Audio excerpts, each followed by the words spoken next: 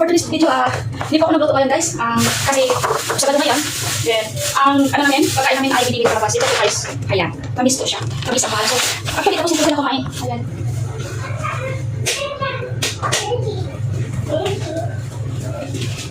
Ayan mga idol. At limitin natin. Ito. Ito. Ayan. So, ayan. Pinagay ko lang ito sa haba dahil ay gusto nila mamaya kakain. So, ito nga po. Kasi siya po ay bago ako na napag-isipan ng mga video. Tapos na kumain ang mga tao dito. Ayan po guys. So, kailangan mo natin mag-video, gumawa ng mga content natin dahil tayo po ay monetize na rin at kailangan din natin mag-upload araw-araw. Kaya, ayan, i-flex lang natin ang ating mga trabaho gawain dito sa abroad. Actually dito sa abroad ay hirap gumawa ng content, pabalik-balik lang dahil ang ating daily routine. Hindi tayo makalabas, di ba? Like sa Pilipinas lang tayo, dami tayong magawa ng mga content. Then, hindi tayo pinagbawalan ng amo, wala tayong amo, walang nagagalit sa atin dito. Mahirap gumawa ng content. Sa akin, kaya nga habang nagluluto ako, for example, content ko ay luto, or nagluluto bukas, may luto na naman po ako. Habang nagluluto ako, nagsasalita, ganito luto ko.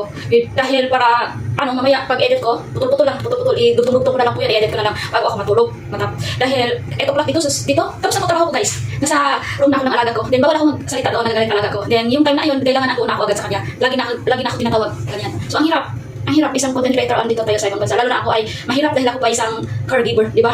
Nag-alaga ng aking sa matanda, yung matanda yan, 100 na din po ang kanyang edad. Hirap po, mahirap. Bawal ako magsiselfon. Ang ginagawa ko ay tago ako sa likod ng pinto. Minsan nga, pag umaga, hindi ka natulog, anong oras ka na natulog? Galit siya sa akin. Anong oras ka na natulog? Nakikita ko na nakailaw yung cellphone mo. Ganun na yan siya. So ayan, habang nag-video, naggawa ako ng content, nagsasalita pag hindi maingay dito. Dahil pag hindi ko nalagyan ng voice salita, i-voice over ko, di po ako maka-voice over sa loob ng kwarto ng alaga ko. Kasi nagagalit kasi nagagalit talaga gumamit ako ng cellphone.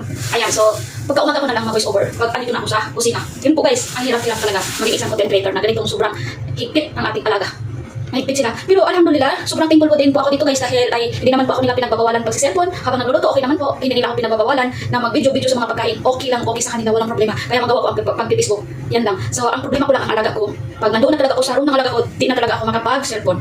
Ang gawa lang po ako ng paraan, magtago sa likod ng pinto. Yan. Then, pag may tumawag sa akin, di ko na yan masagot. Masagot ko na yan pagkabukasan na pagbangon ko na, pag andito na ako sa kusina.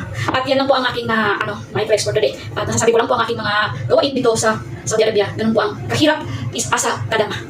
Bye-bye, God bless everyone.